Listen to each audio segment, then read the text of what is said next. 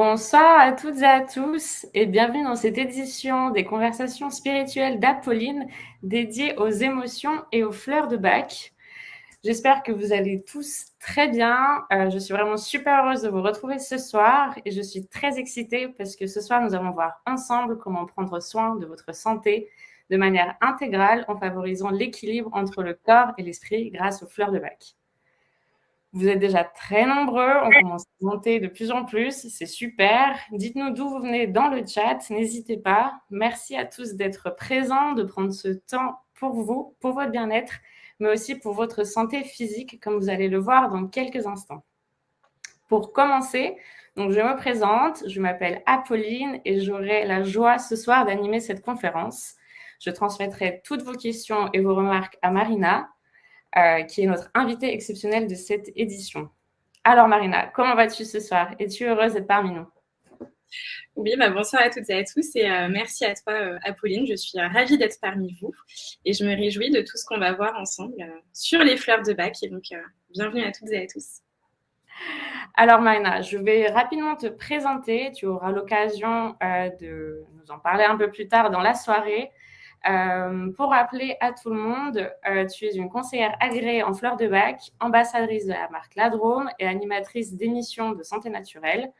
Tu as découvert les fleurs de Bach il y a quelques années et leur pouvoir t'a tellement et personnellement aidé que depuis, tu accompagnes plusieurs personnes dans leurs moments difficiles de la vie que nous rencontrons tous et tu leur apprends à gérer leurs émotions.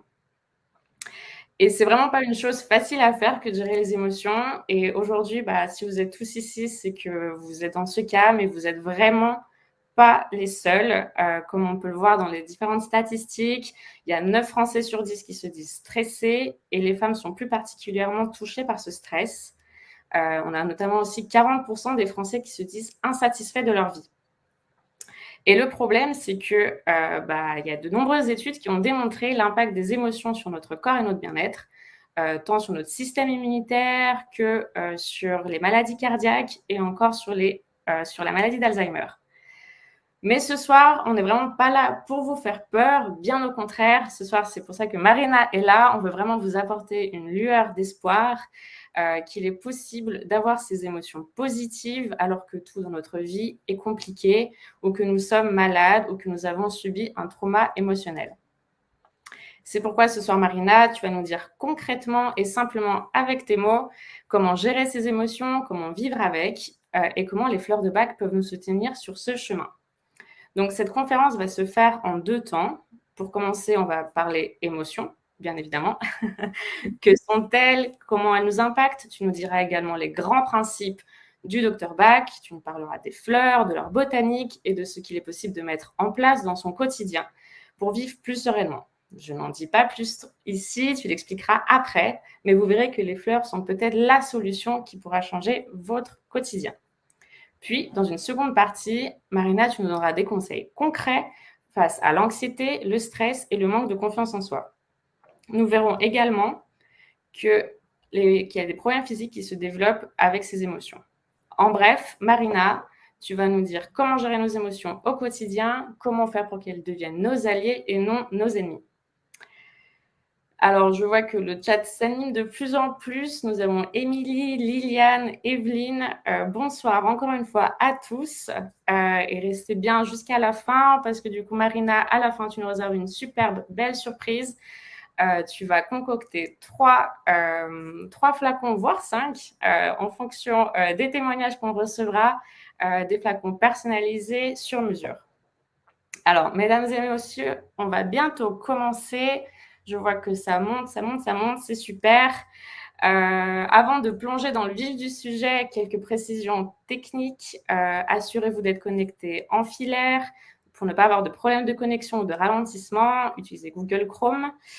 Dotez-vous d'un carnet parce que vous allez voir, Marina a plein de conseils à vous partager. Et surtout, coupez toutes les sources de distraction, télé, téléphone, musique. Assurez-vous de ne pas être dérangé. C'est vraiment cette heure pour vous, pour votre bien-être. Vous le méritez. Alors, je vois qu'il y a de plus en plus, tout le monde arrive gentiment. Le chat est déjà très animé. On a Bruxelles, France, Cannes, Guadeloupe, On a vraiment un peu de tout, même du Québec. Donc, on a des lève-tôt et des lève-tard, c'est super. Ça fait super plaisir en tout cas. Donc avec Marina, on aime bien échanger avec vous, on aime bien quand la discussion est vive. Alors n'hésitez pas à partager dans le chat, mais aussi on va demander votre avis pendant le webinaire. Donc soyez à l'affût, il y aura quelques sondages. Pour que tout se passe bien, quelques petites règles de bienveillance dans le chat, de la courtoisie, de la joie et de la bienveillance. Nous sommes entre nous pour apprendre et pour découvrir le monde merveilleux et passionnant des émotions.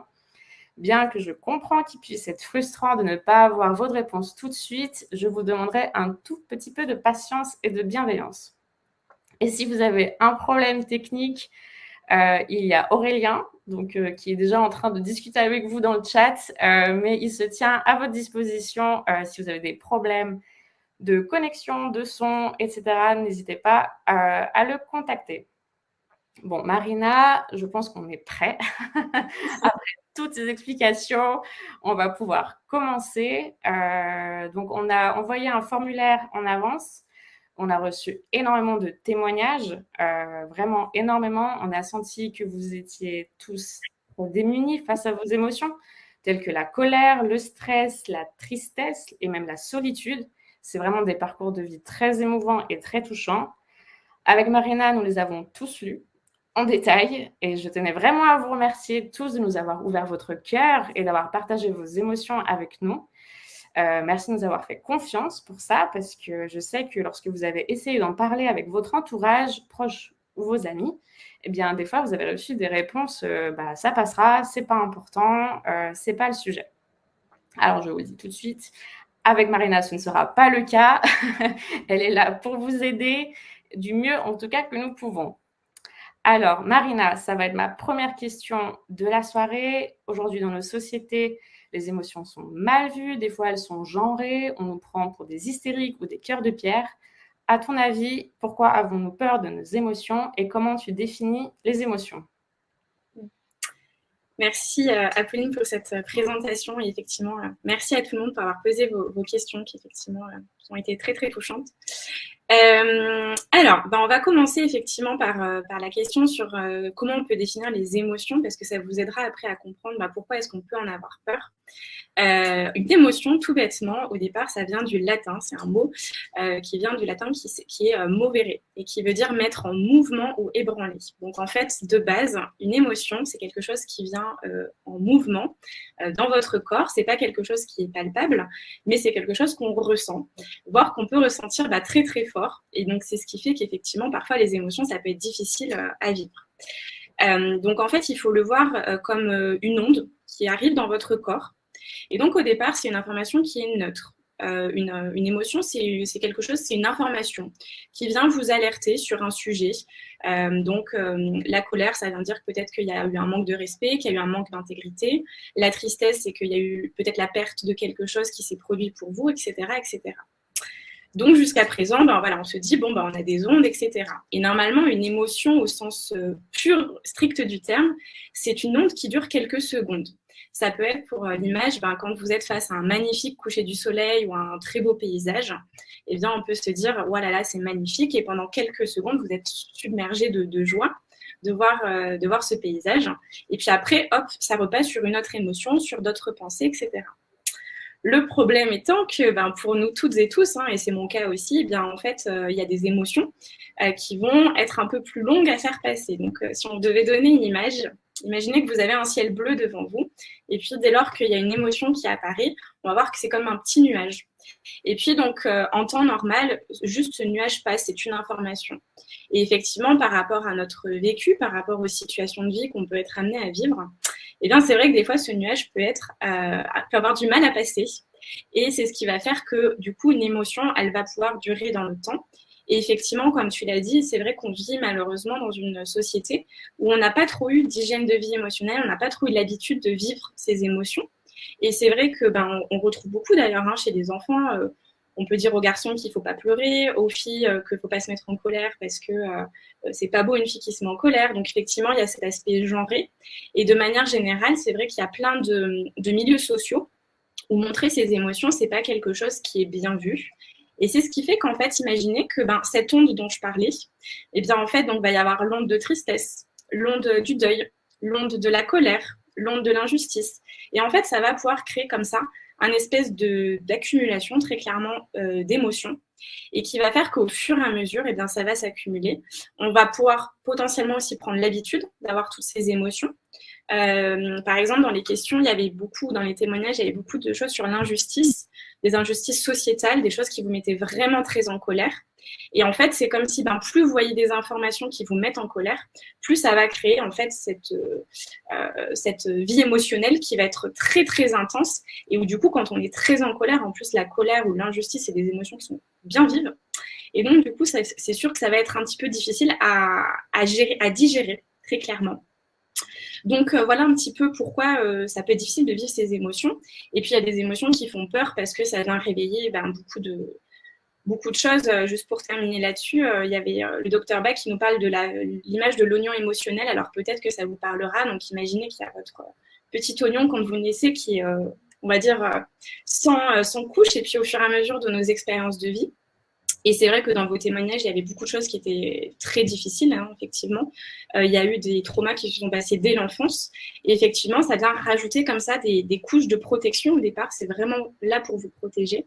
Mais des couches d'émotions et de réactions émotionnelles qui sont venues au fur et à mesure se greffer à vous quelque part. Donc, on a un corps émotionnel qui est plus ou moins chargé selon les personnes, mais qui est quand même, pour la bonne majorité d'entre nous, quand même bien chargé. Et effectivement, de se dire qu'on va réouvrir certains traumas, certaines choses, ça peut faire profondément peur parce que ça vient réveiller des choses très douloureuses. Donc, du coup, l'idée avec les fleurs de Bach et puis l'idée de cette soirée aussi, c'est de pouvoir s'apporter un peu plus de légèreté sur tout ça. Super, merci. C'est vraiment passionnant. On va approfondir le sujet dans quelques instants. Mais avant, j'aimerais demander à nos auditeurs qui arrivent gentiment, du coup, on est entre nous, donc n'ayez pas peur de répondre, mais on va vous lancer un petit sondage et vous y répondez si vous avez envie, mais quelles sont les émotions qui vous font le plus souffrir en ce moment, aujourd'hui ou par le passé. Vous pouvez répondre sur le sondage qui va sous peu apparaître. Donc, Marina, comme tu nous l'as expliqué, les émotions se matérialisent physiquement, finalement. Elles créent des réactions dans notre corps. On a l'oignon émotionnel, du coup, qui se construit petit à petit. Mais du coup, dans tout cela, comment les fleurs de Bach interviennent? D'où viennent-elles, finalement? Que sont-elles? Ouais. Alors, je vais vous faire une petite présentation. Donc, effectivement, les fleurs de Bach, au départ, ça vient d'un médecin anglais qui s'appelait Edward Bach, donc d'où le nom des fleurs de Bach.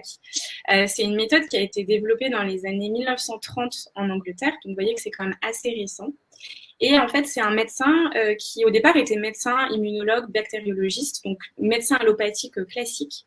Et en fait, il s'est rendu compte quand il a commencé à pratiquer, eh bien, en fait, que pour une même maladie et pour un même traitement, eh bien, ces patients ne guérissaient pas de la même manière. Et il s'est rendu compte, en fait, que eh bien, la façon de réagir à la maladie, donc à l'annonce d'une maladie, puis après le vécu, c'est-à-dire comment est-ce qu'on vit émotionnellement les choses une fois qu'on nous a diagnostiqué une maladie chronique, une maladie grave, etc. Eh bien, il s'est rendu compte que ce lien avec les émotions était vraiment très, très fort et avait vraiment un lien dans le processus aussi de guérison. Et donc, en fait, il s'est dit, mais c'est pas possible, pourquoi est-ce qu'on ne prend pas ça plus en compte aussi? Et donc, progressivement, en fait, il est venu un petit peu à remettre beaucoup de choses en question sur on va dire, la médecine allopathique classique, et notamment, en fait, sur l'impact que pouvaient avoir les émotions. Donc, en fait, petit à petit, il a développé d'autres méthodes de soins. Donc, il a créé notamment les nosodes de Bach, peut-être que vous connaissez. C'est des sortes de vaccins homéopathiques qui agissaient en fait sur certains types de troubles digestifs. Et en fait, il les préconisait par rapport à si vous voulez, le type d'émotion, le type émotionnel d'une personne, plus que par rapport à une pathologie. Et donc, en fait, très rapidement, il a eu pour point de vue qu'en fait, c'était important de ne pas juste traiter un symptôme, donc par exemple, juste une douleur ou un problème de peau, si vous en avez un, par exemple, mais que c'était très intéressant de s'interroger aussi à la cause profonde des maladies. Donc, du coup, il avait une vision très holistique, finalement. Tout ce qui est autour de la santé naturelle, ça rejoint aussi beaucoup ça. C'est vraiment cette idée de s'intéresser aussi à la cause et pas seulement aux symptômes.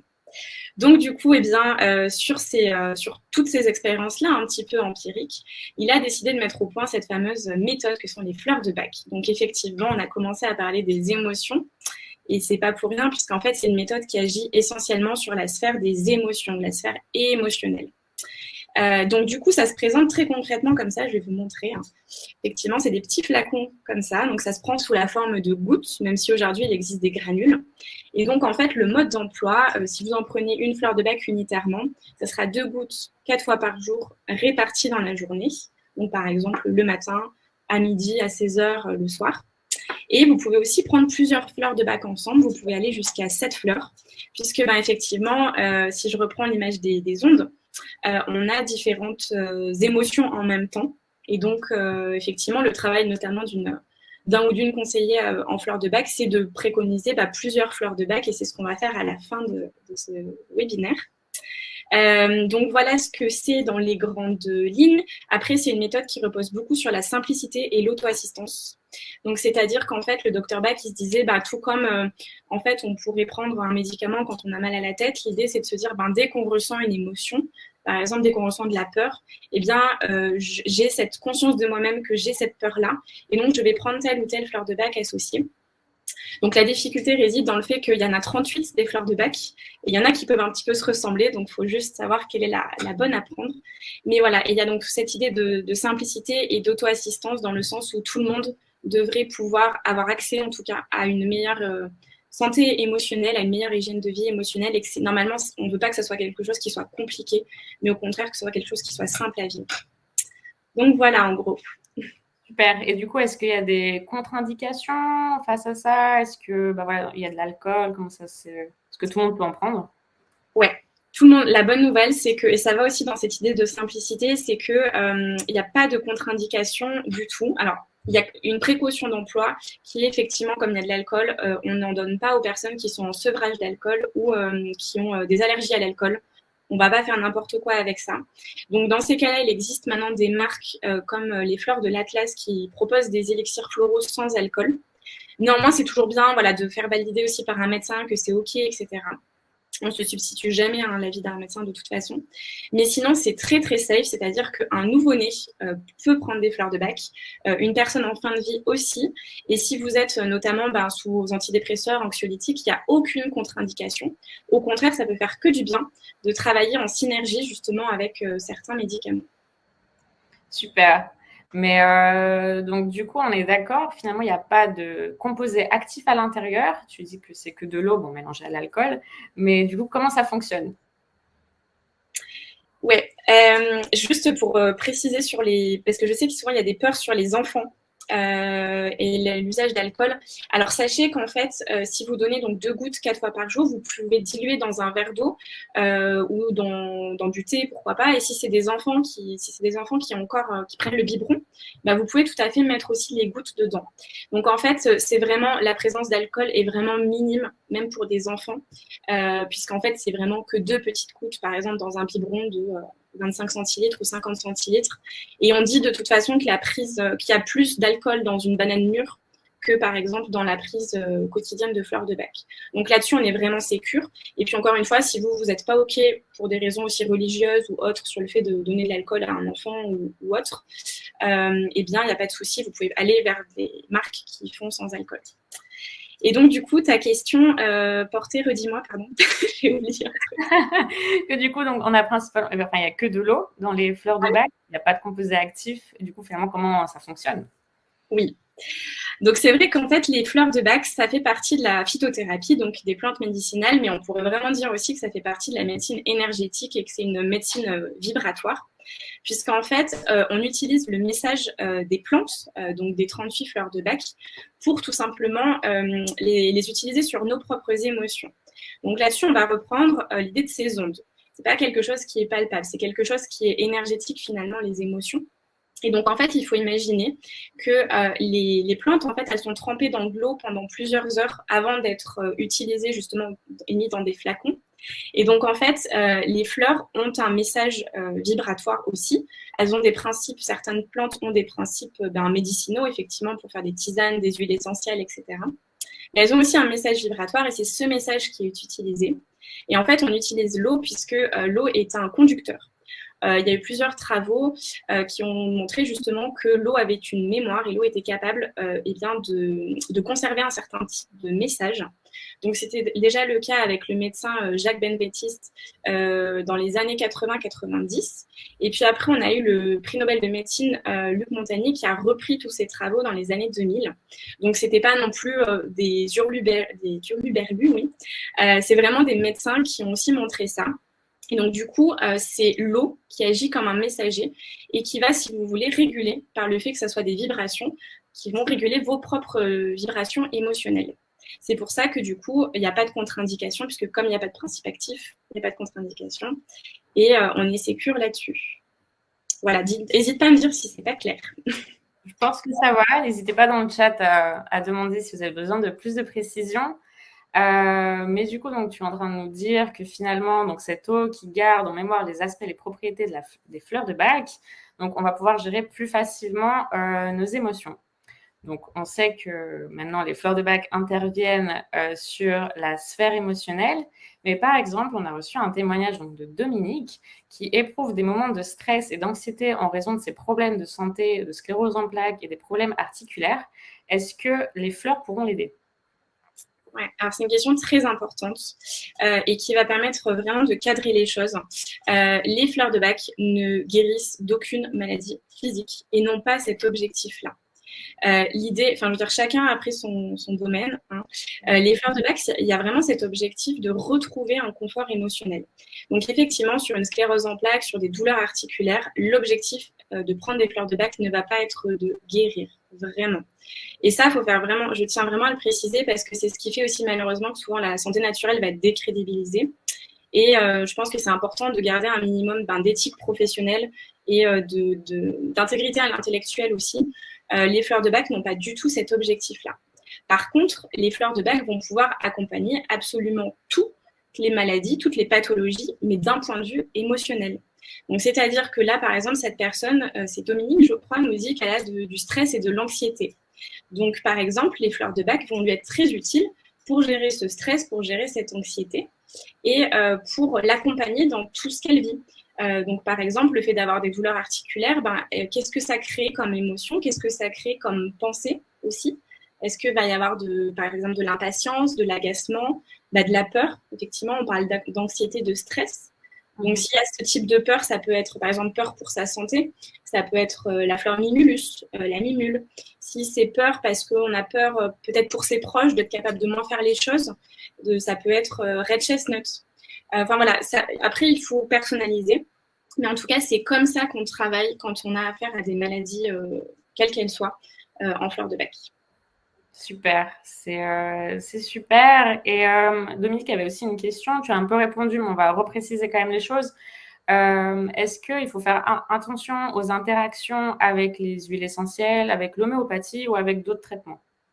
Non. Là-dessus, on est vraiment sécure. C'est pour ça que c'est une méthode qui est fabuleuse. C'est c'est vraiment cette idée de je m'auto-assiste et je sais que de toute façon, il n'y aura pas de risque. Voilà, donc ça, c'est vraiment génial. En fait, finalement, les fleurs de bac, c'est un peu votre joker bien-être. Vous pouvez les utiliser quand vous voulez. Il y aura, au pire, ça ne fonctionnera pas. Et c'est vraiment là le sens de santé intégrale que nous voulons vous transmettre ce soir avec Marina. Ce lien entre votre corps et votre esprit, et quand les médicaments ne fonctionnent plus ou sont très lourds à vivre parce qu'il y a beaucoup d'effets secondaires ou ça amène beaucoup d'émotions, eh bien, la sphère émotionnelle va vraiment pouvoir entrer en jeu et vous pouvez même vous en inquiéter avant. Pas besoin d'attendre d'être au bout du rouleau pour s'en inquiéter. Mais le problème, comme on le sait, c'est que arriver à gérer ses émotions, c'est vraiment pas facile. Et ça, c'est peu importe l'âge qu'on a. Tout le monde a des hauts et des bas. Même des fois, quand on a l'impression qu'on est en bas, on arrive encore à creuser pour aller plus profond. Donc, Marina, maintenant qu'on a compris ce que sont les émotions, les fleurs de bac, qu'est-ce que concrètement on peut faire lorsqu'on a une vague intense d'émotions qui nous arrive d'un coup ou quand on a un événement très important qui va arriver? Par exemple, pour un peu contextualiser, et j'en profite pour remercier vraiment cette personne d'être présente parmi nous. j'espère qu'elle est là en tout cas, Alette, qui doit se faire opérer demain matin et qui a quand même tenu à assister à la conférence pour justement savoir comment dominer la peur la veille d'une opération chirurgicale. Eh bien, merci Alette. Alors déjà, bon courage à vous pour demain. J'espère que ça ira et merci effectivement d'avoir posé votre question. Donc, si tu veux bien, Apolline, je vais d'abord répondre à Alette et puis après, on verra, j'élargirai. Et c'est super parce que ça fait en fait, ça permet vraiment d'expliquer ce que je viens de dire sur effectivement cet apport vraiment remarquable qu'on va pouvoir faire, notamment quand on a affaire à des soucis de santé. Donc déjà, si on répond purement en fleur de bac, ça va être l'occasion de rentrer dans le vif du sujet. Donc là, Alex nous dit que justement, il y a la peur de se faire opérer demain. Donc en fait, quand vous savez que vous avez un examen, que vous avez quelque chose d'important qui vous stresse, qui vous fait un petit peu peur, donc je pense effectivement ça peut être donc le cas d'une opération, le cas d'un examen médical, le cas d'un examen pourquoi pas scolaire aussi, le permis de conduire, ce genre de choses, ou un rendez-vous chez le dentiste qui vous effraie et vous savez que 2 semaines en avance vous y pensez. Et bien en fait vous pouvez prendre une des, on va dire la 39e fleur de bac qui est en fait le remède d'urgence. On l'appelle aussi le Rescue. Le Rescue, c'est le nom de marque en fait déposé par un des laboratoires qui produit des fleurs de bac. Mais on va dire que le nom officiel, c'est remède d'urgence. Et donc ça, en fait, c'est considéré, donc il y a 5 fleurs de bac dedans, mais on la considère comme une seule fleur de bac. Et en fait, le remède d'urgence va pouvoir agir en prévention sur tous ces moments comme ça où on a un petit peu de l'inquiétude, il y a un petit peu d'anxiété parce qu'on sait qu'on va avoir quelque chose d'important. Ça peut être aussi, par exemple, j'ai une présentation à faire pour mon travail et ça me stresse vraiment. Donc, du coup, je peux me prendre un petit peu de rescue. Donc, ce qui peut être intéressant, c'est 10-15 jours avant de se prendre du rescue, 4 gouttes 4 fois par jour. Ou si ça fonctionne beaucoup en spray, on en trouve beaucoup en spray. Dans ce cas, ça sera 2 sprays 4 fois par jour jusqu'au moment bien de l'opération. Ensuite, Alette, elle nous parle aussi de peurs très concrètes. Donc, en fait, dès que vous avez peur de quelque chose que vous pouvez nommer et que l'intensité, c'est pas non plus de l'ordre de la phobie. Par exemple, j'ai la phobie des araignées. Ça va plutôt être j'ai peur de me faire opérer demain. Dans ce cas-là, on pourra prendre aussi la fleur mimulus, la mimule. J'en ai parlé un petit peu tout à l'heure. Et donc, c'est une des grandes fleurs hyper phares que tout le monde devrait avoir à la maison parce qu'on a toutes et tous des peurs comme ça, des fois de la vie quotidienne. Donc ça va pouvoir vraiment aider aussi. Et puis si vraiment, par contre, la peur, elle est un cran en plus, de l'ordre plutôt de la phobie. Par exemple, demain, j'ai vraiment une peur bleue d'aller à l'hôpital. Ça m'angoisse presque à m'en faire des cauchemars ou à m'empêcher de dormir. Dans ce cas-là, on pourra aller sur une fleur qui a une intensité plus forte au niveau de la peur, qui s'appelle roc rose. C'est l'hélianthème en français. Alors, petite parenthèse, comme Edward Bach était anglais, le nom des fleurs de Bach, vous les trouvez en anglais, mais il y a leur correspondance aussi évidemment en français. Donc ça, c'est un petit peu côté fleur de bac. Donc si jamais vous avez soit le remède d'urgence, soit roc rose, soit mimulus chez vous, Alette, ça peut être super d'en prendre tout de suite. Et là, on peut y aller. Hein. Vous pouvez faire au moins 3 prises, 2 gouttes de chaque fleur, là avant d'aller vous coucher, puis demain matin aussi. Et puis, si jamais vous ne les avez pas, ça va être aussi bien de prendre un moment pour vous ce soir qui vous fait du bien, de faire une petite activité qui vous soulage, qui vous détende un petit peu. Donc là, déjà, on va faire en sorte avec Apolline que cette soirée vous apporte déjà du réconfort et du bien-être. Mais par exemple, après, ça peut être de se faire un petit automassage, ça peut être de sentir des odeurs qui vous apaisent, qui vous font du bien. Si jamais il y a quelqu'un aussi qui est présent avec vous, de lui demander par exemple de vous faire un petit massage, des choses comme ça qui vont vous apaiser. Donc ça, c'est un petit peu sur les gestes à faire, on va dire, auxquels je pense là. Et puis après, je pense que ça peut être bien de faire un petit travail sur les pensées aussi. Parce qu'en fait, les pensées créent les émotions. C'est toujours, par exemple, vous voyez, tiens, je me fais opérer demain, ça me fait peur. Et donc, du coup, le corps, il va comprendre qu'il y a une alerte peur. Et donc, il va créer l'émotion. Et donc, en fait, ça peut être bien de se dire, de chouchouter un petit peu cette peur qui est présente, ça c'est sûr.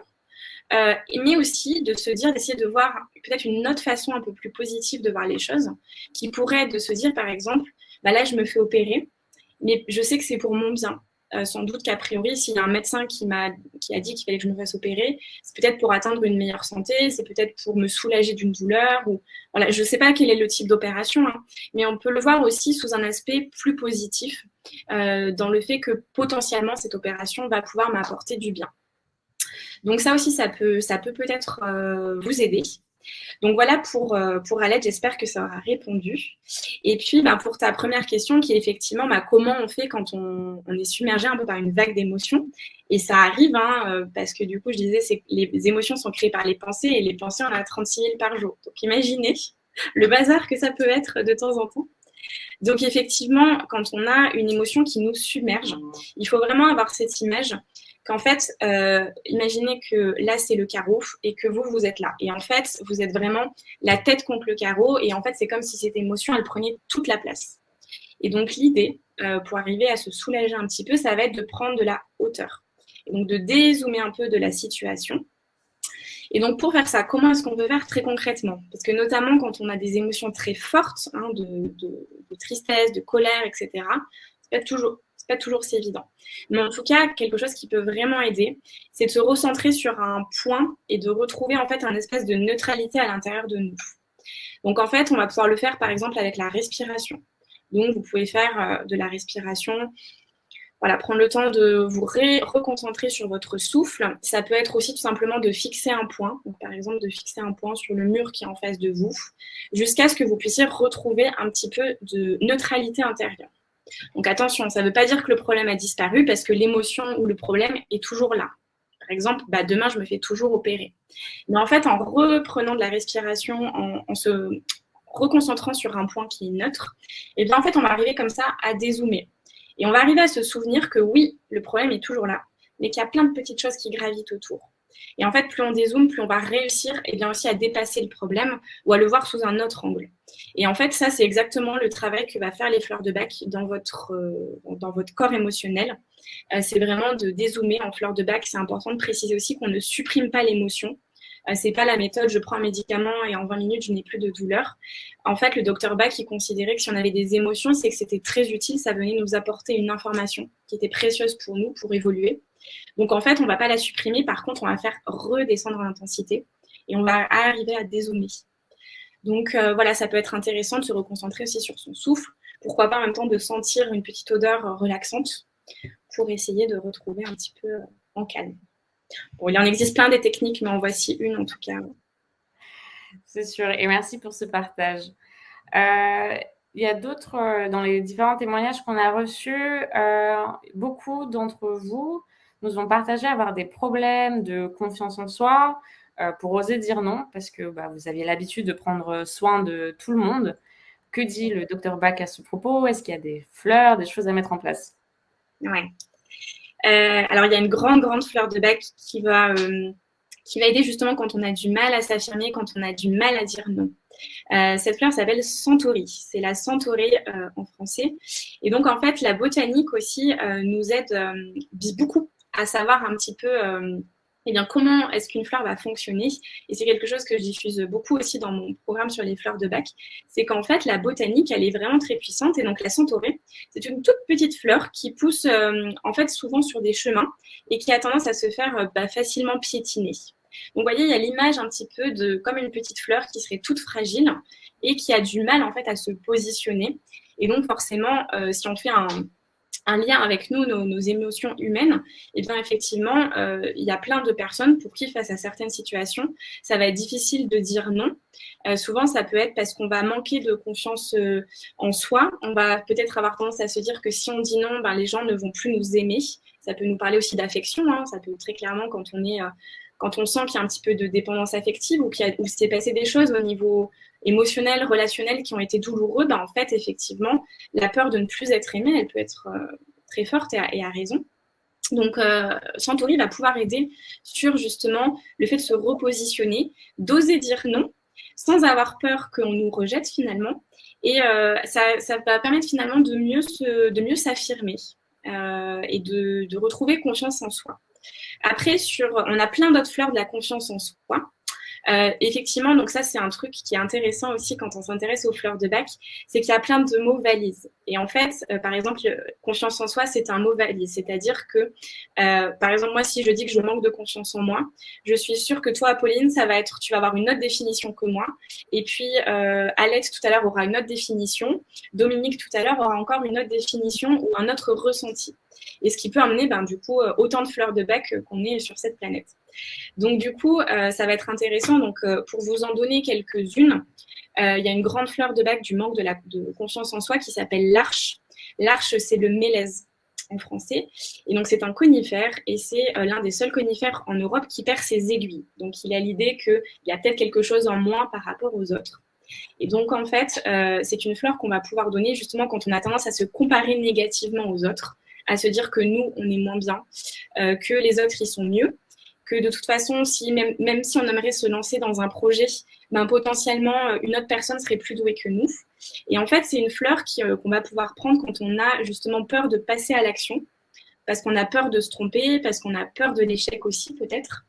Et donc, du coup, c'est une fleur qui va nous donner le courage d'oser y aller malgré tout, de prendre confiance en soi et de se dire que de toute façon, si les autres sont capables, moi aussi, je suis capable. Et moi aussi, j'ai toutes les ressources en moi pour réussir.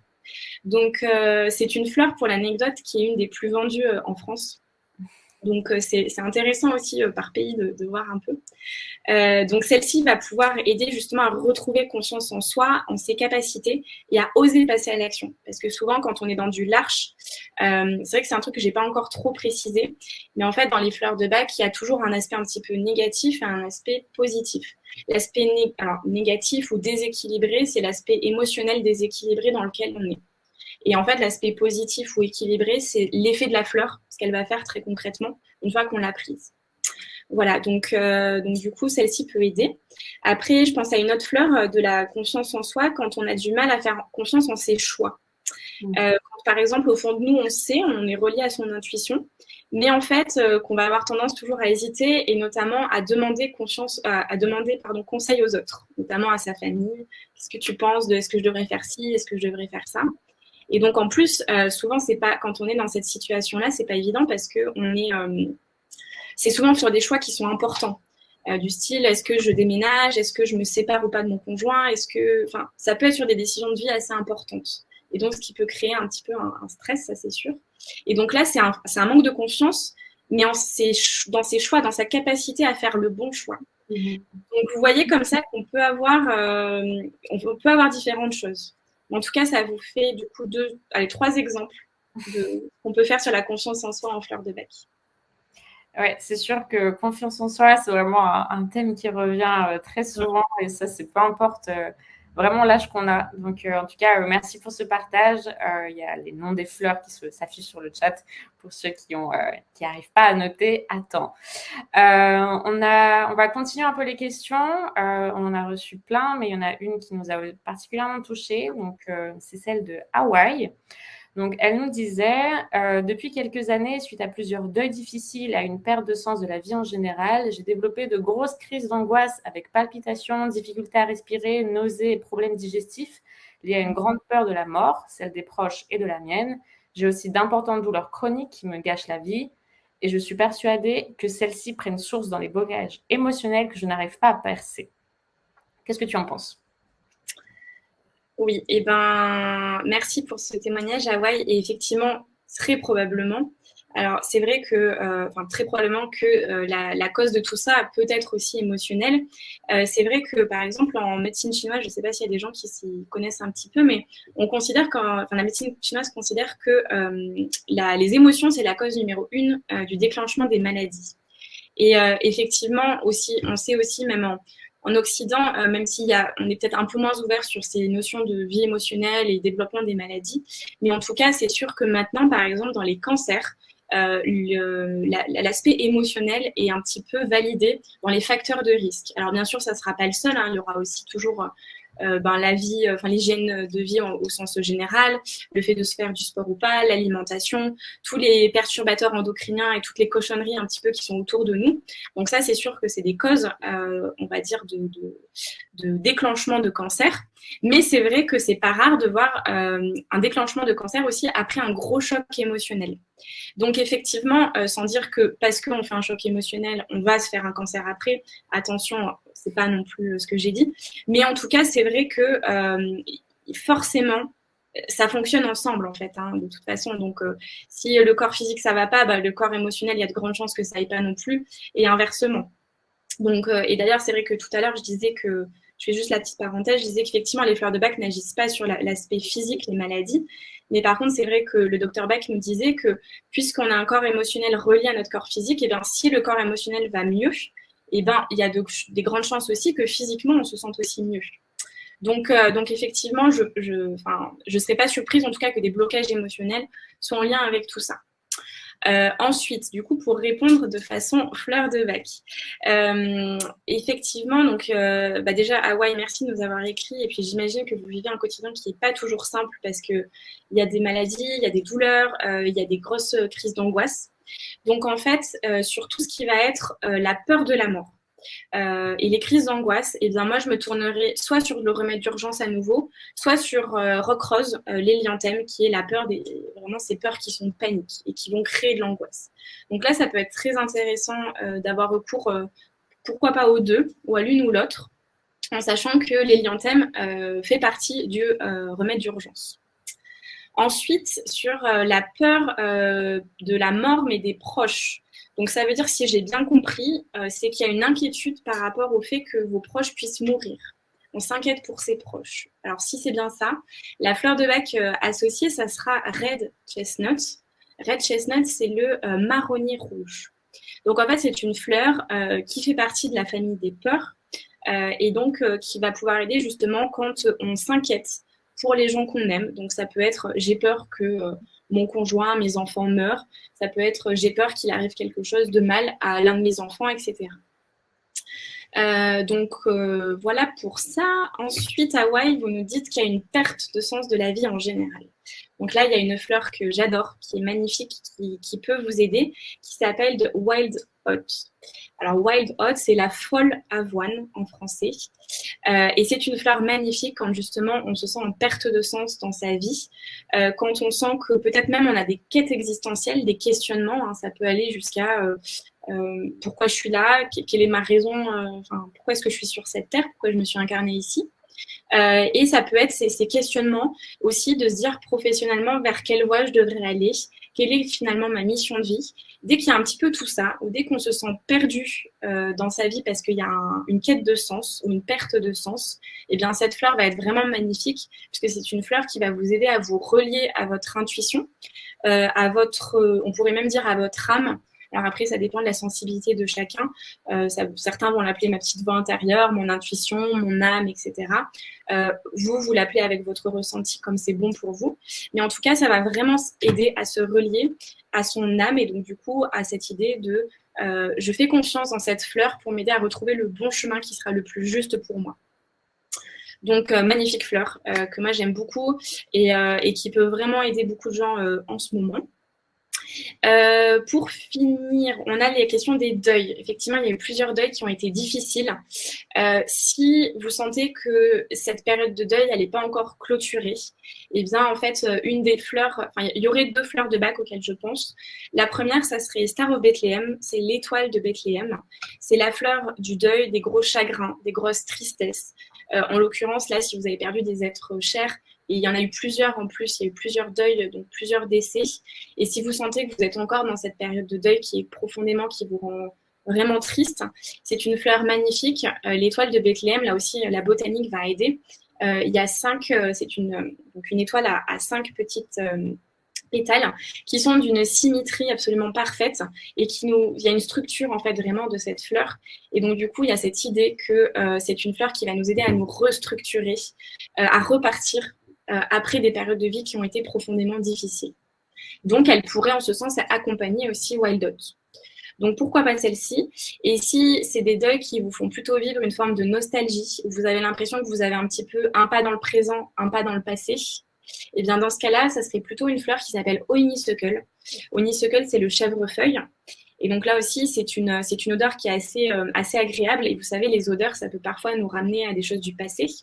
Et donc du coup, en fait, quand on a cette difficulté à couper avec le passé et cette difficulté à laisser partir aussi eh bien des gens qui ont été chers pour nous, ça peut être le cas aussi pour des animaux, il y a des gens qui ont des connexions très fortes avec certains animaux, eh bien, elle peut être aussi intéressante. Donc à voir, ça peut être aussi des deux en fonction de comment ça vous parle. Et donc, pour finir là-dessus, donc ça sera la partie fleur de bac. Et sur l'aspect, tout ce qui va être maladie, douleur chronique. Donc, comme je vous l'ai dit, malheureusement, c'est pas vers les fleurs de bac qu'il faudra se tourner pour ça. Par contre, là où les fleurs de bac peuvent faire un super travail, ça va être de se demander qu'est-ce que ces douleurs au coccyx, au lombaire, aux douleurs dorsales, qu'est-ce que tout ça, ça vous fait vivre? Qu'est-ce que vous ressentez au niveau émotionnel? Et donc, en fonction de ça, on aura des fleurs associées. Super. Merci pour ce partage. Alors, on va juste résumer parce que tu as donné beaucoup de fleurs et on voit que dans le chat, voilà, il y a beaucoup d'informations.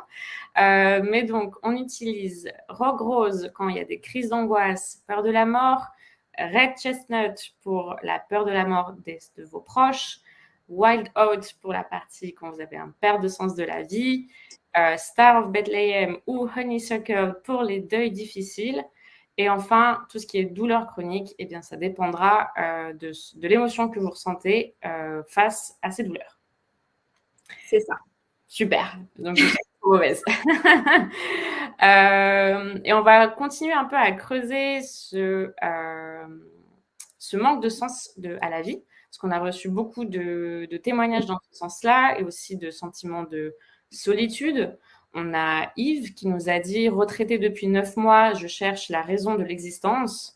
Ou encore Joël qui nous a dit « Malgré une vie active et une vie sociale plutôt remplie, je ressens souvent un manque de sens, une anxiété globale, pas nécessairement liée à ma personne. Je panique à l'idée de passer du temps seule.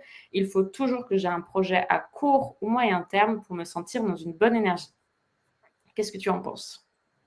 Oui. Je ne suis pas étonnée parce que, alors sans faire de la psychologie de comptoir, c'est vrai qu'on vit quand même une période assez intense, avec beaucoup d'énergie, beaucoup de choses, et il y a beaucoup de personnes en ce moment qui sont dans des quêtes existentielles, des quêtes de sens, et c'est vrai que c'est pas toujours si évident à gérer. Donc si vous vous sentez déjà dans ces moments-là, moi je tiens vraiment à vous rassurer, c'est normal, c'est logique, il se passe plein de choses en ce moment, et donc du coup, il y a... Enfin, moi, personnellement, je ne suis pas étonnée de lire ce type de témoignage-là. Et vraiment, des fois, on peut se sentir un peu anormal, on peut se dire, mais c'est quoi cette histoire, etc. Et je tiens vraiment à vous rassurer, je pense que ça fait partie du processus que nous vivons tous en ce moment. Donc ensuite, effectivement, sur les quêtes de sens, bien en fait, effectivement, une des fleurs... idéal, ça sera Wild Oat, clairement, celle dont je viens de parler tout à l'heure, qui cette fleur magnifique, qui en plus l'avoine, vous savez, c'est une tige en fait qui va vers le ciel et qui a ce côté, je me reconnecte au ciel, je me reconnecte à mon identité, à mon moi intérieur, pour faire les bons choix dans la vie et pour aller tranquillement là où je devrais cheminer. Et donc d'ailleurs, en fleur de bac, on a toute une famille qui s'appelle l'incertitude. Et effectivement, ça fait partie des émotions qu'on peut ressentir.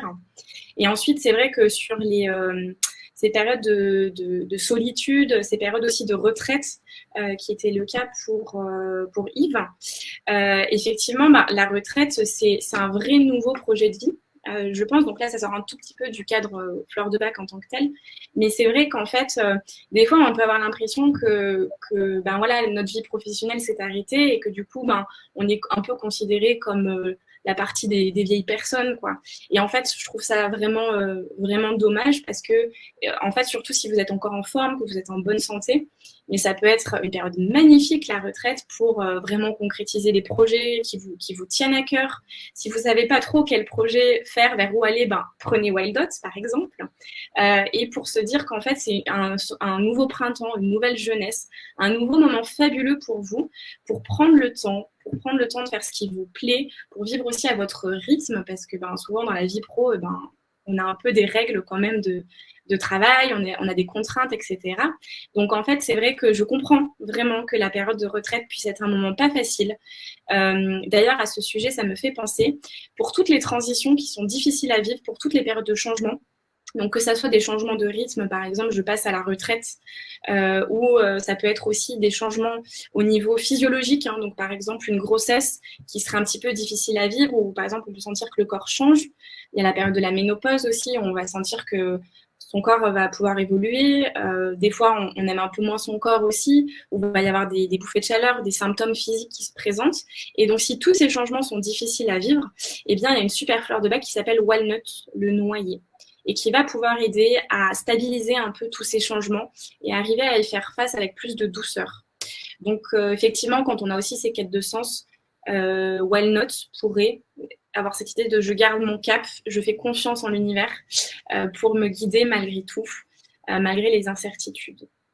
Donc, voilà un petit peu ce qu'on pourrait dire. On pourrait dire plein d'autres choses, hein, mais... Bien sûr, on pourrait explorer plein de choses, mais en tout cas, c'est vraiment super. On voit que toutes les émotions peuvent être équilibrées.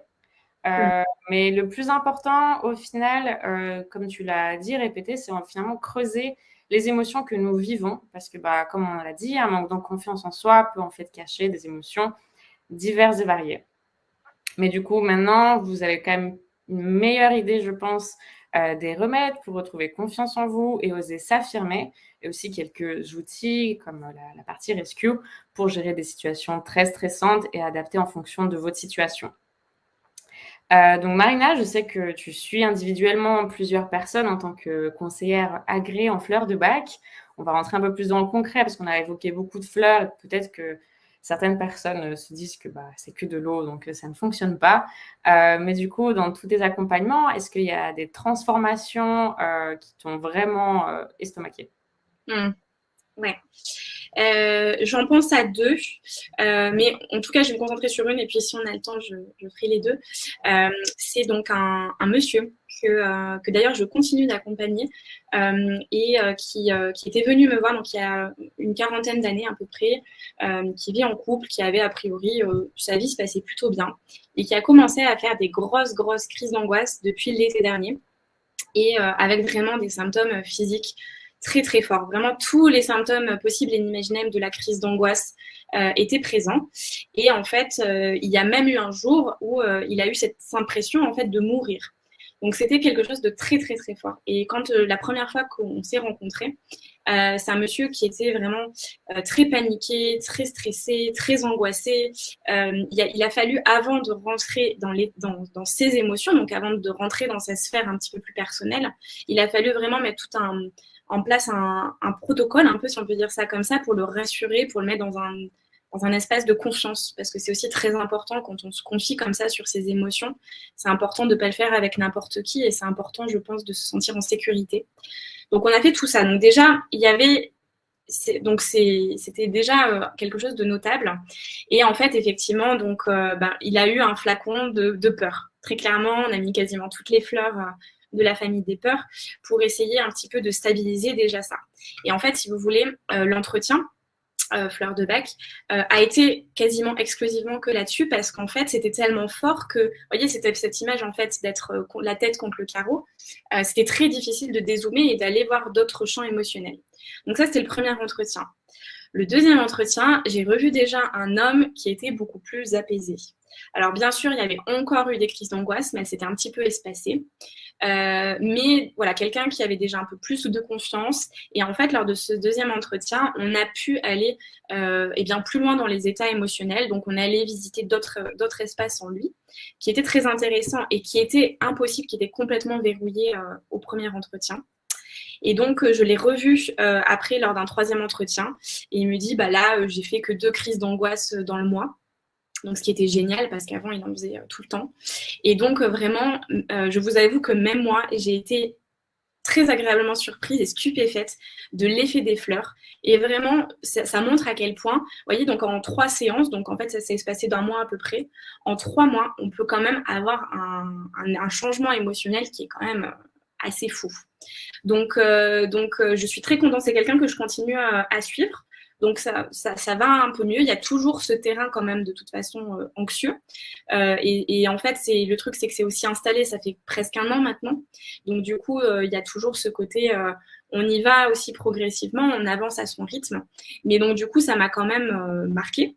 Alors pour préciser aussi, c'est quelqu'un qui à côté se fait suivre, et je vous invite toujours d'ailleurs si vous avez des différentes choses en fait qui sont un peu difficiles au niveau émotionnel, ça peut être bien d'être pluridisciplinaire. Hein. Donc lui, c'est ce qu'il fait aussi et c'est super. Donc ça, c'était sur vraiment la peur et la peur de la mort, qui était vraiment très très forte, mais vraiment d'une intensité très haute. Et le deuxième témoignage, c'est sur la confiance en soi. Donc c'est une femme cette fois-ci qui s'appelle Sophie, que j'ai accompagnée pour sa reconversion professionnelle au niveau émotionnel et qui est arrivée complètement sans confiance en elle, avec vraiment très pessimiste sur le fait qu'elle puisse arriver à se reconvertir, etc. Et donc là aussi, à force d'avoir travaillé ensemble, on a pu avoir des effets assez intéressant, et ça m'a beaucoup touchée puisqu'un des derniers messages qu'elle m'a fait, elle m'a dit bon, ça y est, je suis enfin en train de prendre confiance en moi. Et pour moi qui suis thérapeute, je trouve que c'est toujours le plus beau, c'est de voir en fait, de vous voir grandir et de vous voir évoluer, c'est super. Donc voilà. Super. En tout cas, c'est vrai que c'est toujours assez incroyable ces transformations, ces récits. Même si ça fait des années que je suis des personnes, à chaque fois, la puissance de l'esprit est vraiment incroyable. Et quand ça se transpose en plus après dans le corps physique, eh bien, c'est vraiment impressionnant. On va passer à la dernière surprise de Marina, donc qui sont les 3, peut-être 5, en fonction du temps et de si vous êtes toujours aussi motivé, où tu vas dire vraiment quelle fleur utiliser en interaction, etc. Donc, pour le premier témoignage, on a Dolores qui nous dit « Perte de confiance en moi suite à une énième rupture amoureuse depuis 2 ans, date de la dernière séparation. Je me trouve dans une profonde solitude, comme un deuil non fini. Et puis, ma maman va bientôt me quitter avec cette sensation de me retrouver seule, orpheline. Comment faire pour gérer au mieux son départ, son décès, le vide qu'elle va laisser ?» Ouais, donc on est sur quelque chose de pas évident. Donc vraiment, Dolores, vous avez tout mon soutien et mon courage. Donc, je vais essayer de répondre un petit peu comment on pourrait le faire sur ce type de webinaire dans le programme. Bien qu'effectivement, je vais faire à fonction de ce que vous avez avec vous. Je vais vous poser des questions aussi, donc n'hésitez pas à me répondre dans le chat si vous êtes présente et à me dire aussi, ce sera valable pour tous les commentaires, si ça sonne pour vous, si ça vous dit quelque chose, ou si vous dites effectivement cette fleur, elle peut être pas mal. Effectivement, sur la partie de la rupture amoureuse, où c'est quelque chose qui est difficile, ça fait 2 ans, vous vous trouvez dans une solitude, dans un deuil qui n'est pas fini. Donc là-dessus, c'est bien parce que vous commencez un petit peu à peut-être mémoriser certaines fleurs. Je vous ai parlé tout à l'heure en fleurs du deuil de Star of Bethlehem. On sent que là, c'est quelque chose, il y a une rupture amoureuse qui n'est pas clôturée, à l'intérieur de vous en tout cas. Et donc, du coup, Star of Bethlehem, c'est une fleur qui va aider à clôturer ce deuil, à vous apaiser, parce que peut-être que sans doute aussi, s'il y a des émotions associées au deuil, il peut y avoir du chagrin, il peut y avoir beaucoup de tristesse. Donc, Star of Bethlehem, c'est une fleur qui va venir vous prendre dans les bras, comme vous faire un gros câlin, pour vous aider justement à faire face à cette partie de sentiment de deuil qui n'est pas fini. Mais Star of Bethlehem, c'est aussi une fleur qui va pouvoir aider lors des chocs. En fait, c'est une fleur des chocs et du chagrin. Donc, dès lors qu'on a vécu un choc émotionnel qui n'a pas été, on va dire, clôturé, ou émotionnellement, énergétiquement, il y a encore cette empreinte de deuil qui n'est pas finie. Et bien, c'est une fleur qui, symboliquement, va venir vous aider à couper ce moment émotionnel qui a été très difficile à vivre pour vous et qui est vécu en fait comme une sorte de choc émotionnel. Donc Star of Bethlehem va agir un petit peu sur ces 2 aspects-là. Et donc pour tout le monde, pour essayer de parler aussi au plus de personnes possible, si vous sentez qu'il y a un choc émotionnel en vous, qui est encore présent, que c'est pas encore terminé, que c'est pas encore, le dossier n'est pas classé, et bien de prendre Star of Bethlehem, ça peut vraiment vous aider. Ensuite, sur la perte de confiance. Donc, vous voyez, ça fait un bel exemple. Perte de confiance en moi suite à une rupture amoureuse. Donc, on a la cause, mais c'est un petit peu flou sur exactement, concrètement, ce que ça veut dire pour vous, Dolores, cette perte de confiance. Donc, par exemple, si on était en en webinaire, enfin d'ailleurs vous pouvez peut-être préciser là, mais en webinaire du programme, et ben moi je vous dirais qu'est-ce que vous ressentez exactement, qu'est-ce que c'est cette perte de confiance, qu'est-ce que ça signifie pour vous, pour être sûr qu'on tape dans la bonne fleur. En tout cas, là, ça fait penser à du larche, le mélèze dont j'ai parlé tout à l'heure, parce que du coup, comme il y a une énième rupture amoureuse, il y a peut-être la difficulté à se remobiliser pour peut-être re-rencontrer quelqu'un, peut-être la peur de l'échec, de retomber sur quelqu'un avec qui ça ne fonctionnerait pas. Et donc, du coup, si c'est ça, et bien effectivement, une perte de confiance de ce type-là, ça pourrait être du larche. Et j'ai pensé, vous allez me dire, ça me fait penser à une autre fleur, parce qu'il y a l'idée d'énième rupture amoureuse. Donc il y a l'idée peut-être d'une boucle de répétition. Si c'est le cas, on a une magnifique fleur qui s'appelle, enfin d'ailleurs qui n'est pas une fleur, qui est un bourgeon. C'est le bourgeon de marronnier, donc c'est chestnut bud en anglais, qui va aider justement quand on a l'impression d'être toujours dans des boucles d'enfermement, on est toujours dans la même situation. C'est-à-dire soit on va être toujours dans le même type de rencontre, amoureuse qui se passe mal, soit on va toujours refaire face aux mêmes situations. Et donc, du coup, c'est une fleur magnifique qui est une fleur de l'apprentissage, qui va aider justement à peut-être comprendre du passé ce qui a pu se passer pour arriver à ne plus retomber dans ce schéma-là. Donc, si ça vous parle, n'hésitez pas à me dire pourquoi pas Chestnut Bud aussi. Ensuite, eh bien, effectivement, sur la perte prochaine de votre maman, mais bien sûr que c'est des moments en fait de vie qui sont très très durs. Ça fait partie le deuil de toute façon fait partie des moments de vie les plus difficiles. Donc c'est normal de se retrouver un petit peu avec plein de choses qui se passent, le fait d'avoir peur effectivement de gérer le départ, le décès, le vide qu'elle va laisser. On sent bien que c'est des choses qui sont très très fortes. Donc en fait, on va pouvoir, pourquoi pas, utiliser Star of Bethlehem pour accompagner un peu ça. Après, moi, j'aurais envie de vous proposer une fleur qui s'appelle chicorée. C'est la chicorée. Et c'est une fleur, justement, quand on peut se sentir abandonné par nos proches ou quand on peut avoir eh bien, l'impression qu'effectivement, il y a un vide qui s'est créé par certaines personnes. Donc là, en l'occurrence, c'est par rapport à votre maman. Et en fait, c'est une fleur, son message, c'est de se dire de garder la confiance dans le fait que les gens nous aiment malgré tout et que quand on sent que voilà, les gens se détachent, alors soit ça peut être un choix, ça peut être un détachement affectif. Vous, dans votre cas, c'est plutôt un détachement physique puisqu'a priori, votre maman va bientôt décéder. Et bien en fait, dans ces cas-là, Chicorée va aussi pouvoir vous apporter vraiment beaucoup de réconfort, vous aider à ne pas vous sentir abandonné et de retrouver un petit peu de douceur à l'intérieur de vous. Donc voilà pour chicorée. Et puis on pourrait penser, pourquoi pas, à du walnut, parce que walnut c'est la fleur des changements qui sont difficiles à vivre.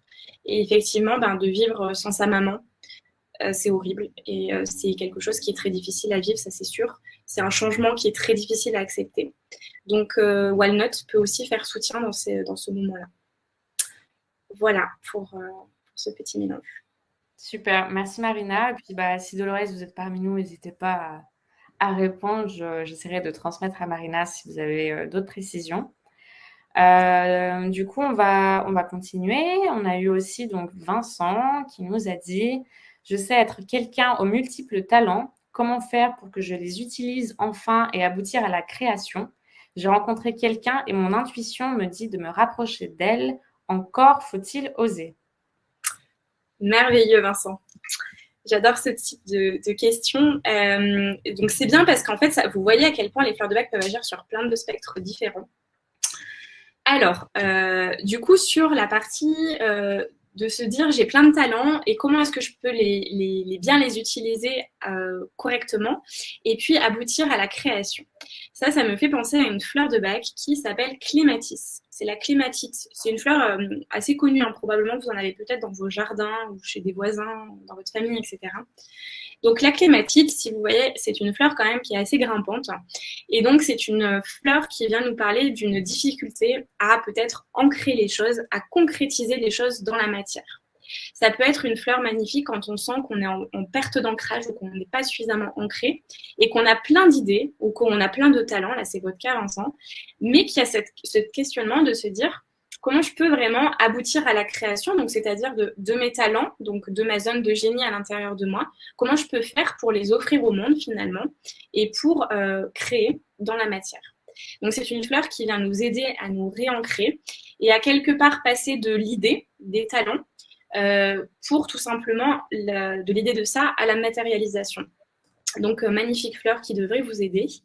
Et s'il y a une question sur la direction à prendre, sur comment, là, vous n'êtes peut-être pas forcément sûr, ou c'est un peu le flou sur comment utiliser ces talents, et bien pourquoi pas avoir recours à Wild Dot, à nouveau, la folle avoine dont je vous ai parlé tout à l'heure, où on pourrait avoir des fleurs de l'incertitude.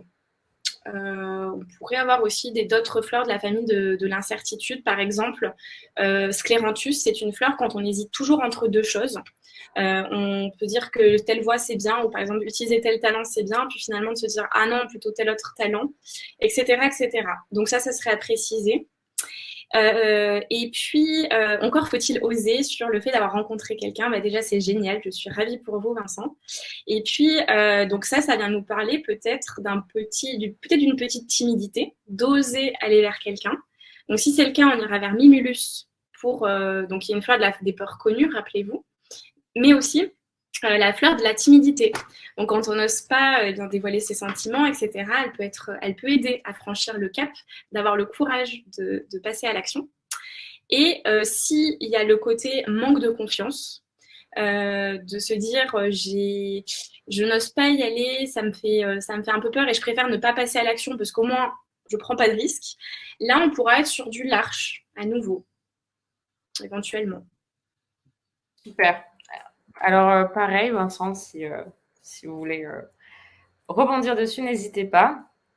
Mais on va continuer parce que y a tellement de témoignages qu'on ne sait même plus donner de la tête, mais je vais en choisir un. Donc, on a Muriel qui nous dit « Bonjour Marina, j'élève seule ma fille. Son père est décédé et je refais ma vie depuis peu. Ma fille éprouve de la colère qu'elle exprime sur moi et depuis, ça a déclenché du stress permanent et je ressens maintenant de la colère contre lui.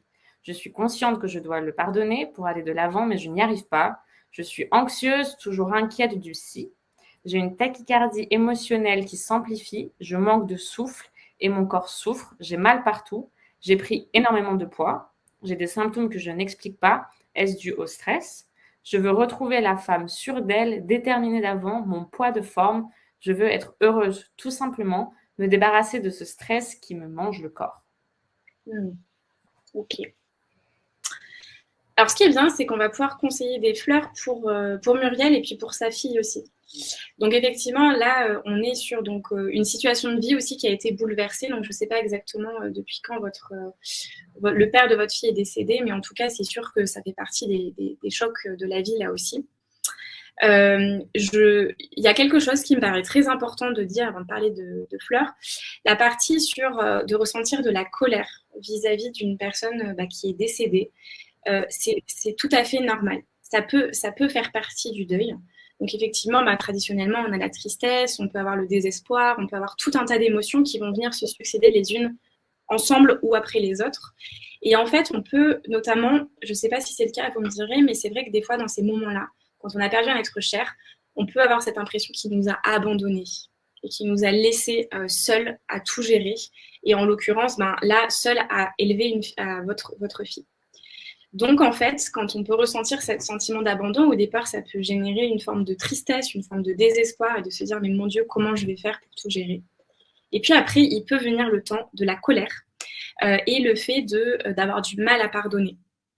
Donc, c'est sûr que c'est des émotions qui sont vives. Et en plus, on peut s'en vouloir, on peut culpabiliser d'avoir du mal à pardonner à quelqu'un qui est décédé et qui a été le père de votre enfant, etc. Donc, en fait, par rapport à tout ça, il y a une fleur qui va pouvoir vous aider, qui est la fleur du hou. C'est holly en anglais.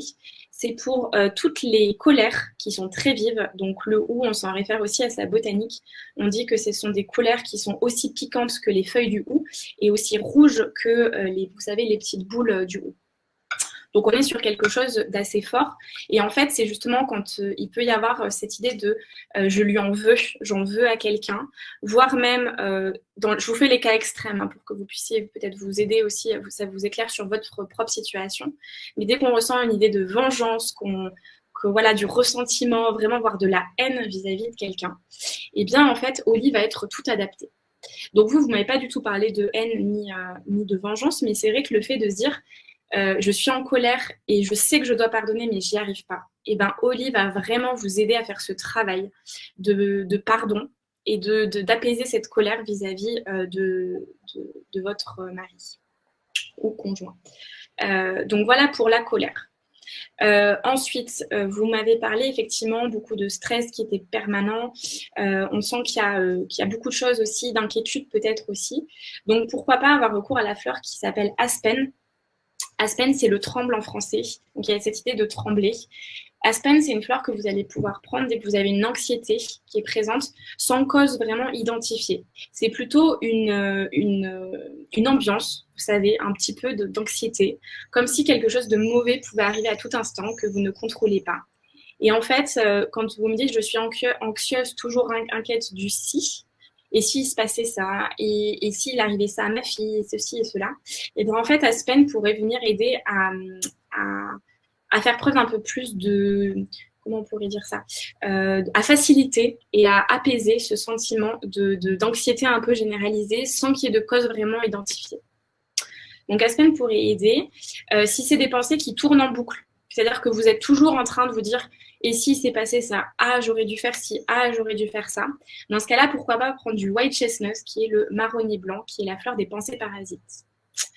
Ensuite, là aussi, on est face à des changements. Donc déjà un changement de vie, puisque le père de votre enfant est décédé, mais aussi parce que vous me dites que votre corps, il a changé et que visiblement, vous avez du mal à apprécier ce changement. Donc, c'est quelque chose qui est difficile. Donc là, à nouveau, on va avoir recours à walnut. Si il y a la prise de poids dont vous parlez qui est difficile à vivre et que vous avez tendance à un petit peu, vous savez, vous trouver moins belle, avoir du mal à vous regarder dans le miroir, à vous dire que vous avez plein de défauts, etc. Dans ce cas-là, quand on a tendance à critiquer et notamment à avoir du mal à aimer son physique, on pourrait aller vers la fleur qui s'appelle Crab Apple. Crab Apple, c'est le pommier sauvage. Et donc, c'est une fleur c'est notre fleur de purification. Elle est utile sur plein de choses. Je ne rentre pas trop dans les détails aujourd'hui, mais elle va notamment aider à retrouver un peu de douceur vis-à-vis de soi-même et à réapprendre à réaimer son corps. C'est vraiment une fleur de l'amour de soi. Donc, si pour tous les changements physiques difficiles à vivre, où vous avez du mal à vous aimer tel que vous êtes, elle peut aussi vraiment vous aider. Et enfin, je me demande si vous n'êtes pas un petit peu sur un tempérament chêne aussi, sur du hoc. Le chêne, c'est les gens qui ont tendance à tout porter sur les épaules. Et alors, c'est de la déduction, bien évidemment, parce que je fais avec ce que vous avez écrit. Mais peut-être que le fait d'élever seule votre fille, c'est quand même lourd à porter. Peut-être que le fait de devoir gérer tout le quotidien, votre anxiété, le fait que votre corps ait changé, le fait en plus, j'imagine qu'il y ait des problèmes de santé qui se soient ajoutés si elle a la tachycardie, plus potentiellement, toujours, j'imagine que peut-être vous travaillez. Donc en fait, tout ça peut faire qu'on porte beaucoup trop sur les épaules et que ça va être difficile à souffler, quoi. Hein. Enfin, clairement, il y a peut-être besoin aussi de prendre cette pause. Donc en fait, hoc, c'est une fleur qui va être tout adaptée dans ces cas-là, quand on se sent un petit peu surmené, qu'on en fait beaucoup, et qu'en fait, au bout d'un moment, ça finit un petit peu par lâcher parce qu'on est fatigué, parce qu'on en a trop donné, parce qu'on a trop à gérer. Donc voilà pour vous, Muriel. Donc si je répète, ça serait Oli, Aspen, éventuellement White Chestnut, Walnut, Crab Apple et Oak. Et puis pour votre fille, ça peut être... Alors, j'ai pas suffisamment d'éléments, mais en fait, ça pourrait être, si elle est réceptive à ça et si elle est d'accord, parce qu'on ne donne jamais des fleurs de bac à quelqu'un qui n'est pas d'accord, hein, ok, on force rien. Mais pour votre fille, si elle éprouve de la colère, pourquoi pas du Oli. Si c'est une colère qui est tournée à nouveau parce qu'elle en veut à quelqu'un, soit à son père d'être décédé, soit à vous peut-être d'avoir refait votre vie, etc. Et bien en fait, Oli va pouvoir venir apporter aussi un certain apaisement de ce côté-là. Si, je ne sais pas depuis quand son papa est décédé, mais si c'est assez récent, bien en fait, on peut à nouveau se tourner sur des fleurs du deuil, hein, pourquoi pas du Star of Bethlehem. Et ça peut être aussi une colère d'injustice. Par exemple, s'il y a ce sentiment qu'en fait, ce qui lui arrive, c'est complètement injuste. Parce qu'effectivement, hein, quand on est jeune, je ne sais pas quel âge a votre fille, mais de perdre son père tôt, ça m'est arrivé aussi, donc je sais de quoi je parle en plus. C'est vrai que c'est jamais facile et ça peut créer vraiment un sentiment d'injustice, de se dire, pourquoi les autres dans ma classe, ils ont leurs parents, leurs deux parents et pas moi.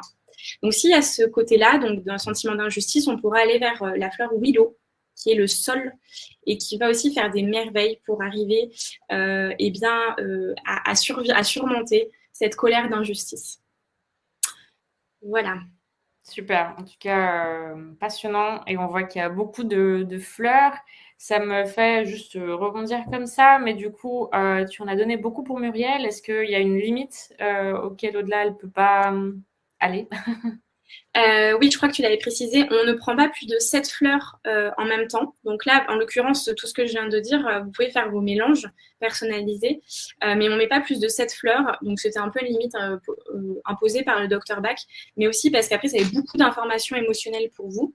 Et comme il y a cette idée d'auto-assistance, c'est bien de se rappeler dans quel contexte, pourquoi est-ce qu'on fait ça, et de connaître aussi progressivement les fleurs. Donc pour Muriel, il me semble que je n'ai pas donné plus de 7 fleurs, non? Ok, ouais, je sais, comme il y en avait un peu plus que... Il y en a 6, 5 ou 6. C'est bon. C'est bon, on est dans les clous. Eh bien, écoute, on va continuer, si ça ne te dérange pas. Je vais dire de 3 et 5, on va aller jusqu'à 5 quand même, puisque le chat est encore ultra répondant et je vois les questions continuent de fuser, donc on ne va pas s'arrêter là. Alors, on va prendre le témoignage de Zélia. Alors, elle me dit « Je suis en pleine séparation avec mon conjoint qui est aussi le père de mes 2 enfants. Nous avons du mal à communiquer. Il m'a trompée avec une de ses ex et voulait me quitter pour elle. Il m'a beaucoup fait souffrir après que j'ai découvert sa tromperie. Il m'a menti et a continué à me mentir jusqu'au point où j'ai perdu la confiance que j'avais en lui. Malgré tout ça, j'ai tout de même voulu essayer de rester avec lui, mais son comportement avec moi ne fait qu'empirer les choses. Il est blessant verbalement, m'a déjà menacé aussi. J'en peux plus. Mentalement, je suis épuisée et par son comportement. Il continue de me faire des reproches. Quelle fleur dois-je utiliser pour calmer mes appréhensions quand il rentre, calmer mes larmes? Je deviens limite méchante et j'aime pas ça. Et oui. Bon, merci pour votre témoignage, Zélia. Bon courage pour gérer tout ça au quotidien parce qu'il y avait plusieurs témoignages de séparation. C'est vrai que c'est jamais évident. Donc là aussi, je vais faire juste un petit aparté sur la colère. D'ailleurs, dans le programme, on en parle quand je présente la fleur au lit. Je donne cet exemple justement de tout ce qui va être l'adultère. Il est tout à fait normal d'être en colère quand on vous a trompé. La colère, ça vient réveiller, ça vient tout simplement donner comme information qu'il y a quelqu'un ou quelque chose, une situation qui a porté atteinte à votre intégrité et il y a une part de vous qui n'a pas été respectée. Et effectivement, il y a ce sentiment, souvent, quand on a été trompé, de ne pas avoir été respecté, etc. Donc, en fait, c'est vrai que la colère, c'est une émotion qui est toujours assez difficile à vivre et difficile à gérer parce qu'elle est très intense, elle est très forte. Donc, effectivement, je comprends que vous n'aimiez pas devenir méchante et que vous n'aimiez pas ça, etc. C'est sûr que personne n'aime être en colère et être méchant vis-à-vis des autres. Enfin, je veux dire, on n'est jamais méchant par plaisir. C'est que ça vient en général réveiller des douleurs beaucoup plus profondes. Donc, voilà, la chose étant, en tout cas, qui me paraît importante, c'est de dire que la colère, dans ces moments-là, elle est tout à fait légitime et il est important qu'elle soit vécue. L'idée, par contre, et c'est ce qu'on va faire en Fleur de Bac, c'est ce qu'on fait ici ce soir, c'est d'arriver à la vivre de façon saine, sans faire du mal aux autres. Donc là aussi, Zélia, au lit, superbe fleur. Dans ces idées de vous êtes en colère, on vous a fait du mal, vous avez été trompé, Oli va vraiment vous aider à quelque part prendre la hauteur sur cette colère et à la vivre de façon beaucoup plus sereine. Et après, vous pourriez faire tout un tas d'exercices aussi de libération de la colère. Ça, on en parle aussi dans le programme, mais il existe plein de choses pour vous aider là-dessus. Donc, on va partir sur Oli. Ensuite, on sent qu'il y a un épuisement. Vous nous dites, j'en peux plus mentalement, je suis épuisée de son comportement. Donc, en fait, j'aimerais vous proposer une fleur qui s'appelle Olive. C'est l'olivier. Donc, c'est une fleur du ressourcement. L'olivier, dans la nature, c'est un arbre qui est capable de préserver ses ressources, parce que vous savez qu'il vit plutôt dans les climats méditerranéens, que des fois c'est très aride, très sec et il pleut pas pendant un bon moment. Donc en fait, l'eau et toutes ces ressources, c'est un arbre qui est obligé de les stocker et de façon utile et intelligente, on va dire. Donc en fait, c'est une fleur qu'on va pouvoir prendre quand on se sent épuisé après une situation ou on va dire une situation de vie qui effectivement vous a épuisé, vous a fatigué. Donc là, c'est dans un cadre de séparation. Ça peut être aussi si vous avez fait des gros travaux chez vous dans votre maison et que vous êtes exténué. Ça peut être après des révisions chez des ados, par exemple, ou des étudiants, etc. Donc, en fait, Olive, c'est la fleur de régénération qui nous aide à retrouver un petit peu d'énergie, aussi bien sur la sphère mentale que sur la sphère physique. Pour le coup, c'est une des seules, on pourrait dire qu'elle agit vraiment aussi sur ce côté physique, de retrouver un petit peu la forme. Donc, Olive sera pas mal pour vous dans un premier temps. Ensuite, bon, bah, vous allez dire que je vous la donne beaucoup, mais c'est vrai qu'on pourrait avoir du Star of Bethlehem, hein, parce que pour calmer les larmes, pour gérer un peu cette situation qui peut être vécue comme un gros chagrin, très clairement. Donc dans ces cas-là, Star of Bethlehem, vous voyez que peut-être que vous commencez à reconnaître certaines fleurs et vous vous dites qu'il y en a certaines qui sont quand même très importantes dans le système Bach, et Star of Bethlehem en fait vraiment partie. Voilà, et après, sur calmer les appréhensions quand il rentre. Donc on sent que pareil, il y a peut-être une peur derrière sur le fait de se dire je suis inquiète parce que quand il va rentrer, je sais que ça peut partir un peu en vrille. Et bien s'il y a ça, ça pourrait être du mimulus. Si c'est vraiment une appréhension qui est très forte, pourquoi pas du roc rose.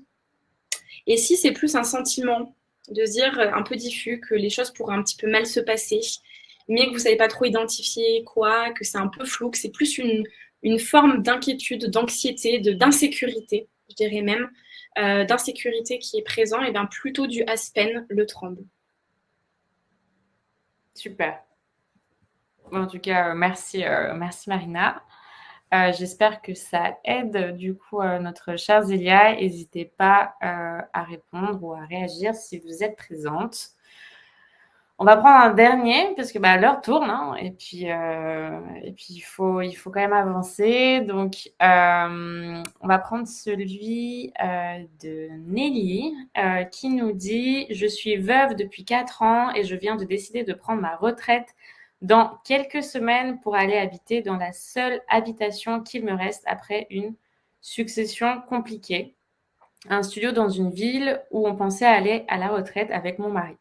Je n'ai plus que ce studio à moi et pas encore d'amis dans ce lieu au bord de la côte atlantique. Toutefois, je vais devoir envisager une retraite seule dans un endroit où j'ai eu des souvenirs avec mon mari. Et bien que j'ai fait des progrès depuis 4 ans pour connaître des gens et ne rester que peu seule, j'ai conscience que ce sera un peu plus compliqué de garnir un programme de tous les jours. Bien que je la combatte, je redoute toujours la solitude. Oui. Bon, je me dis qu'on va pouvoir faire un prochain webinaire sur la retraite et sur tous ces changements, parce que clairement, il y aurait à dire. En tout cas, je répondrai à nouveau, Nelly, sur le côté effectivement de la retraite. Ça peut être un magnifique moment pour vous reconstruire une vie ailleurs depuis le décès de votre mari.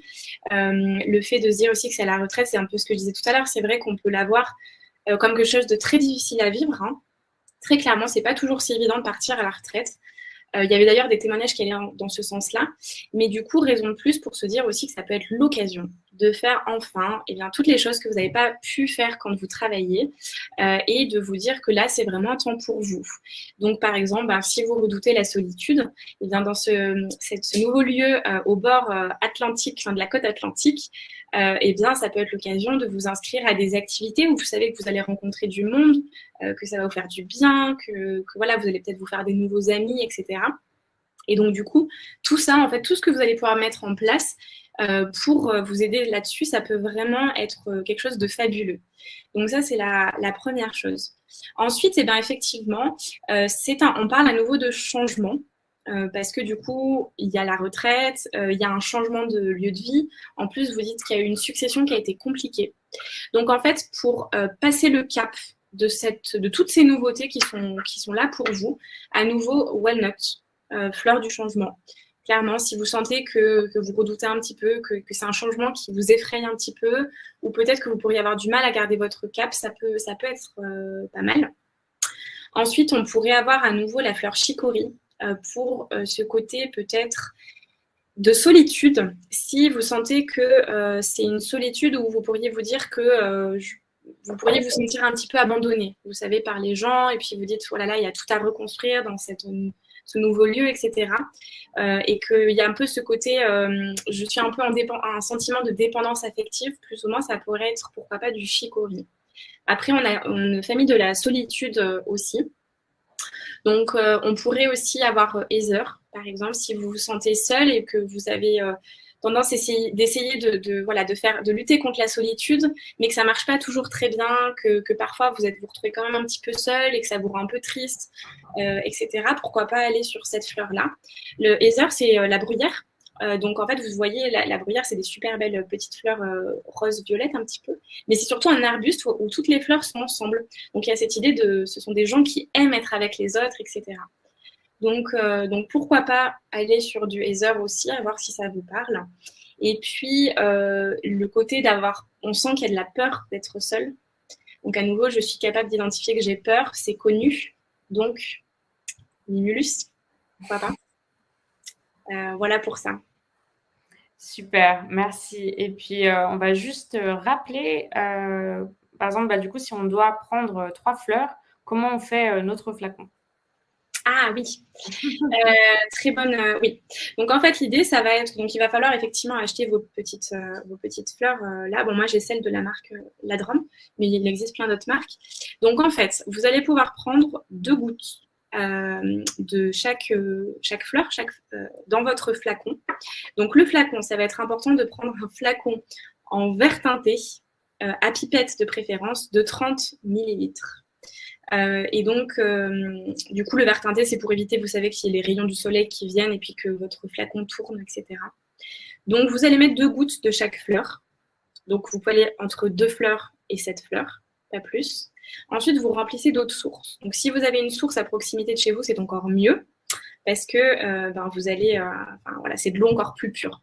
Mais bon, si vous n'avez pas de source à proximité de chez vous, vous allez acheter une bouteille d'eau en supermarché, vous remplissez votre flacon et éventuellement, vous pourriez mettre quelques gouttes de cognac pour la conservation, du style 5 à 10 gouttes. Mais ce n'est pas une obligation, vous n'êtes pas obligé. Et donc, par contre, c'est vrai que là, en plus, on arrive si dans les moments il fait chaud, etc., eh bien, dans ce cas-là, ça peut être bien de mettre votre flacon au frigo parce que votre flacon, il va vous durer 3 semaines, 1 mois. Donc, vous voyez qu'on met quand même, c'est très dilué. D'ailleurs, c'est une méthode inspirée de l'homéopathie. On pourrait encore en parler, mais bon, on n'a pas trop le temps. Et donc, du coup, il y a vraiment cette idée de dilution.